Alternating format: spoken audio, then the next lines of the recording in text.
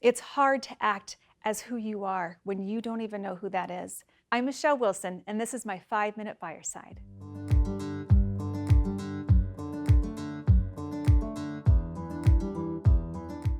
I was watching a movie with my daughters a few years ago, and there was this great scene where this mom was dropping her teenage daughter off at high school.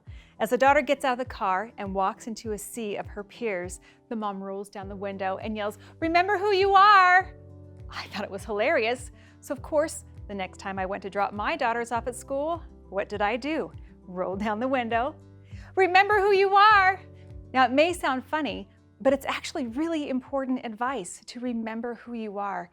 Just last week, I was driving my daughter to school, and we were talking about life and trials and just the things that is going on with her. And as we continued to talk, she became more and more frustrated. And I said, "What's wrong?" And she finally blurted out, "Mom, I'm just trying to figure out who I am."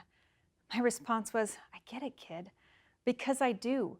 When I was that age, I went through something very similar. I was trying to figure out who I was. And I discovered it in a very different way than I had expected." When I was 14, the world to me was a soft, beautiful place. The clouds in the sky were big, billowy marshmallows, and there was a big oak tree by my house that was just this big, beautiful, green, soft bush.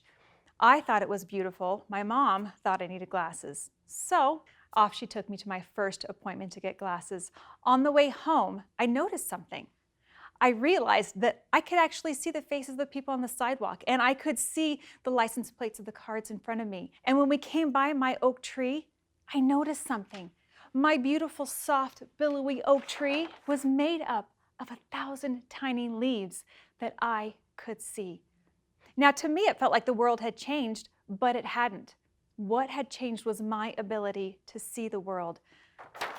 The French novelist Marcel Proust once said, "The real voyage of discovery consists not in seeking new landscapes, but in having new eyes."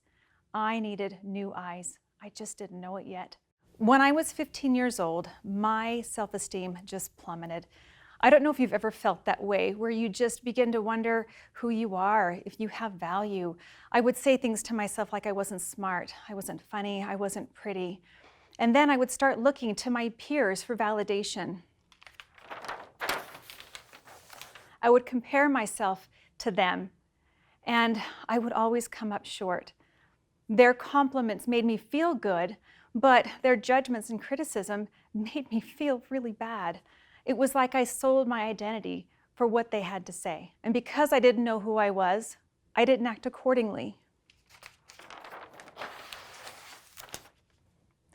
One of the most obvious ways that this showed in my life was in my education. Between doubting myself, between not wanting to disappoint other people, between feeling the effects of the adversary and him trying to bring me down, I didn't make the best choices. The night that everyone was tossing their hats and celebrating their graduation, I was in my room alone. This is something that I hadn't told a lot of people for a long time, but I didn't graduate high school. I felt I was worthless. I felt stupid. I felt like this was proof that all the negative things that I had said to myself were true, and it was devastating. Of course, I put on a smile, and I acted like it wasn't a big deal. Who needs school anyway? We're fine. I'm fine. And I thought I was doing okay. I could manage, and this is what changed it for me. It was the direction that I faced. When I stopped looking side to side for my value and my worth, and I started looking up to Heavenly Father, that is when I began to see and remember who I was. And who is that? I am a child of God. You are a child of God. Now, this might sound simplistic, but it's so important. In the book of Moses, there is a conversation recorded between the Lord and Moses. It's fascinating to me that the first thing that the Lord does is establish their relationship. In Moses chapter 1, verse 4, God says, "Thou art my son." And 2 other times in that conversation, God says, "Moses, my son." Now, why would he do that? Why would the first thing the Lord does is make sure Moses knew who he was? It's because knowing who we are gives us power. Shortly after Moses' conversation with the Lord, Satan appeared, tempting him. He wanted Moses to worship him. Moses wasn't going to go for it. He knew who he was. He looked at Satan and said, "Who art thou?" His next response is significant. Moses said, "For behold, I am a son of God."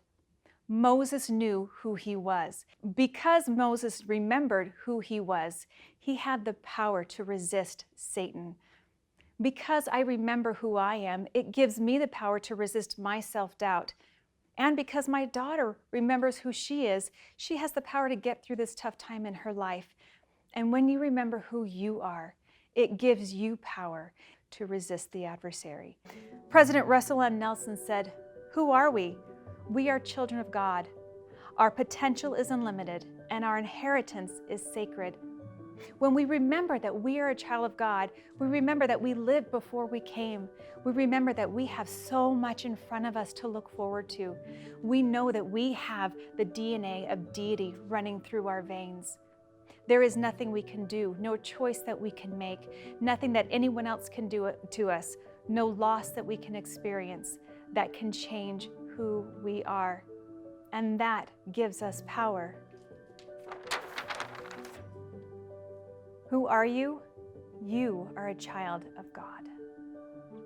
I dropped my daughter off at school just this week, and as she was walking into the seminary building, I rolled down the window and I said, "Remember who you are." And this time, over her shoulder, she turned to me and she said, "I will." And that was music to my ears. Remember who you are. It is simple, but it is the most important thing that you can do.